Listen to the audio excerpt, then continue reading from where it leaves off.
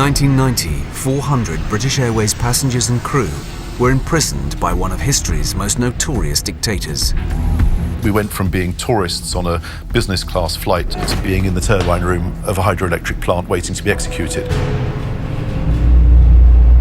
Barry Manners and the rest of the passengers and crew were caught up in the First Gulf War when their flight, BA 149, landed in Kuwait just 2 hours after Iraq's invasion. You've been starved, you've been frightened. The fear just is omnipresent, it's there. Officially, it was a monumental case of bad luck. But some think that they were victims of a Ministry of Defence covert mission.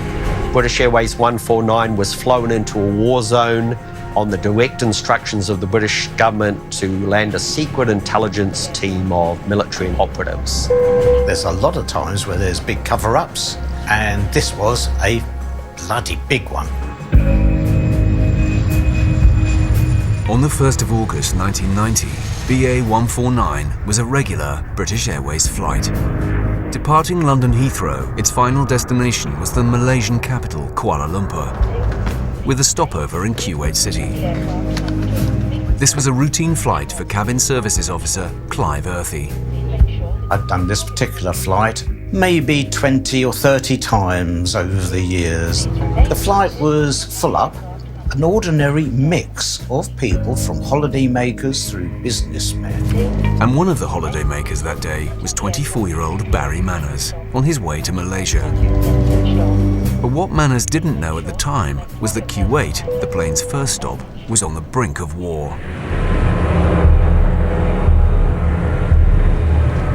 For several weeks, neighboring Iraq, led by dictator Saddam Hussein, had been accusing Kuwait of stealing Iraqi oil and was threatening to invade.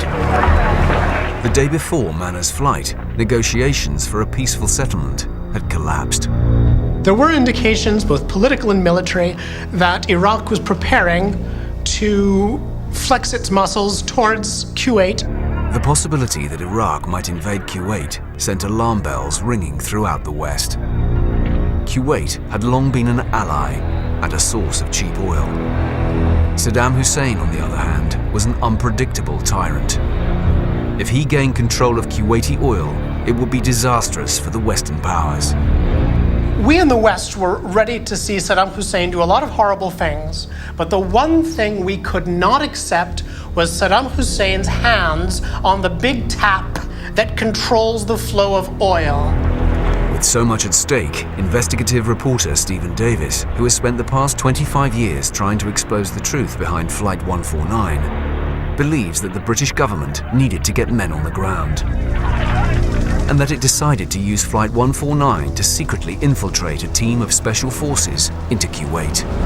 British intelligence wanted to get a team on the ground to report back to London on what Saddam's troops were doing and where they were going. The reason they decided on BA 149 was simply this: it was the quickest and most convenient way to get them there. According to Davis, the deception started the day before the flight, when a man from the British Embassy in Kuwait called Tony Pace briefed a nervous BA manager. Pace was very clear in these briefings, because BA constantly raised this, that an invasion was not imminent.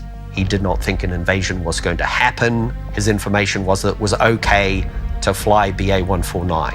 But, according to Davis, Pace was not just an embassy employee.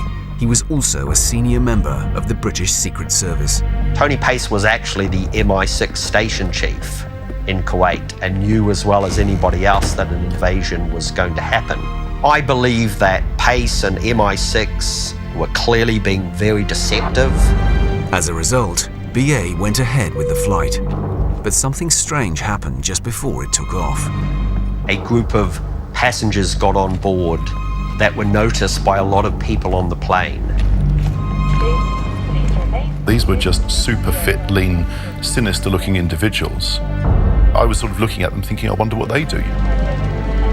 And I couldn't really put my finger on it. Davis claims that he tracked down two of these men who revealed the startling truth, that they were, in fact, a special forces team on a covert mission to Kuwait. I have personally spoken to 2 members of the mission team who both provided sworn affidavits that's legal testimony to their role in the mission.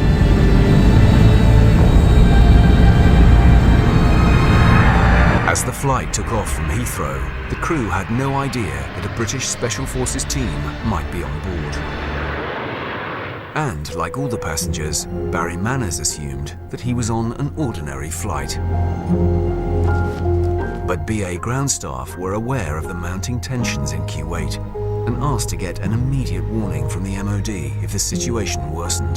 So if anything untoward happened in Kuwait before our arrival, the government, the ministry, would notify the airline would notify the aircraft, and we would easily divert. Just 2 hours before Flight 149 was due to land in Kuwait, Iraq's 100,000-strong army started crossing the border. Saddam Hussein was invading Kuwait. But the crew on board Flight 149 knew nothing about it. During the flight, the captain told me that he had contacted Heathrow and was assured that nothing had happened. But according to Davis, the MOD knew exactly what was going on in Kuwait. They were following the satellite imagery. They knew what was happening. They knew from the heat signature of the tanks that they were firing up, and they knew the tanks were heading towards the airport. The mission was, from an intelligence point of view and from a point of view of the government, of critical importance. I believe it's clear that they still could have warned off the plane right up to the last minute. But the MOD never said a word. And BA Flight 149 landed as scheduled in Kuwait City.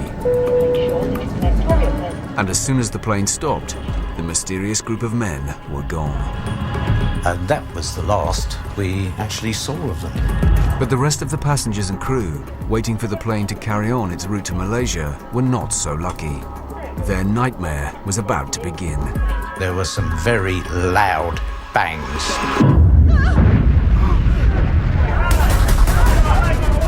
And we thought, what the hell is that? I saw a plane come out the sky, and it was dropping things as it was going along. Almost in slow motion, you realise that they're bombing the runway. You start to realise the gravity of the situation, that here we are, we've gone from going on an exciting holiday to being in a war zone.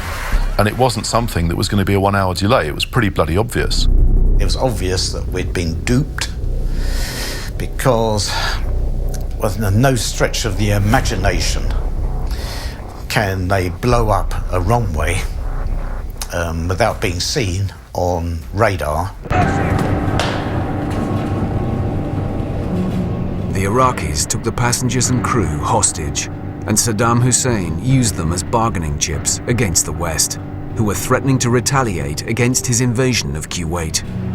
We were rounded up by secret police, and they said if America or Britain, Margaret Thatcher, invaded Kuwait, we'd be executed. He went round, putting a gun against our heads one by one. I kill you first, and I kill you second, and kill you third. I went from being that invincible 24-year-old to realising my own mortality. And it was a hell of a shock to be genuinely in that position where you had no control over your destiny, where it was in the hands of a psychopath with a Beretta. The hostages knew that their lives were now hanging by a thread. You're now in a situation where every time you hear an aeroplane coming over, you think, are you going to be alive this time tomorrow? Because the bastards are going to actually shoot us. And that hole out there is for us fellas.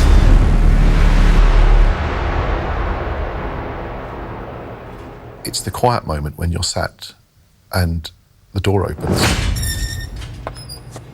and you don't know whether they've come to tell you that there'll be food in half an hour or you outside first. That's the fear. That's what eats away at you. As the crisis unfolded over several months, everyone wanted to know how a British Airways flight could have been allowed to land in a war zone. In September, Prime Minister Margaret Thatcher dismissed the question by claiming the invasion occurred after the plane had landed in Kuwait. Mrs. Thatcher gave a very early statement to the House of Commons about what happened to BA 149. Every single thing she said in that statement was wrong, and she knew it to be wrong at the time. There was no chance in reality of that plane being turned back. The reason it was the only plane that landed at the airport, it landed there because the British government wanted it to land.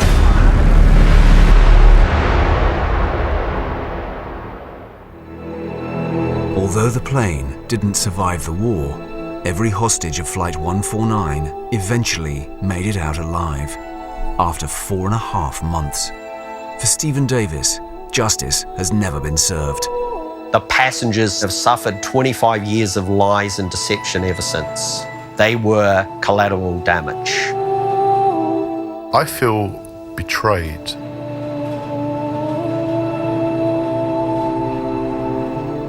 When you look at a passport and it says the bearer of this passport is entitled to the protection of Her Majesty's government, it sounds wonderful, doesn't it? But the reality isn't quite so straightforward. At the end of the day, strategic policy, oil, money, that's what's leading the donkey, not the nice words in the passport. Despite the allegations, successive governments have always denied there was any conspiracy. In 1992, John Major stated, "The British government did not attempt to influence BA's decision to operate flight BA 149 on the 1st to the 2nd of August." But despite such complete official denials, many persist in the belief that governments would rather write off their own citizens than sacrifice their national interests.